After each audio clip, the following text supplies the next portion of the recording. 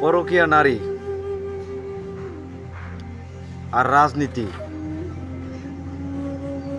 একই পর্যায়ে পড়ে যায়। পরকীয়া নারী যেরকম স্বামীর মূল্য দিতে জানে না, রাজনীতিটাও এরকমই।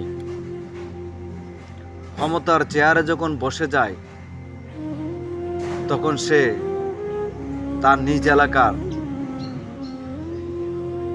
জনগণের কথাও ভুলে যায়। যখনই আবার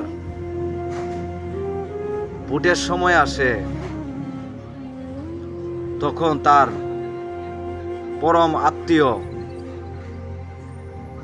অথবা খুব কাছের মানুষ হয়ে যায় ভোটের জন্য।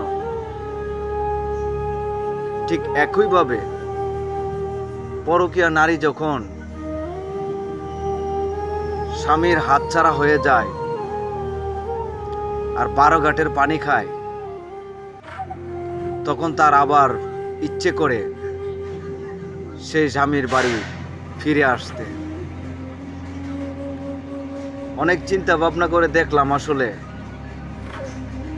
পরকীয়া নারী আর রাজনীতির মহলটা একই পর্যায়ে মনে হয় পড়ে আছে। কারণ পরকীয়া নারীও পরকীয়া করার সময় স্বামীর কদর বুঝতে চায় না।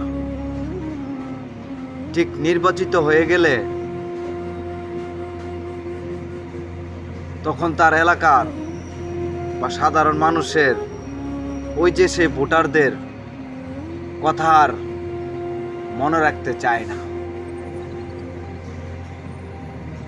কথাটি শুনতে হয়তো অনেকের কাছে তিতা লাগতে পারে,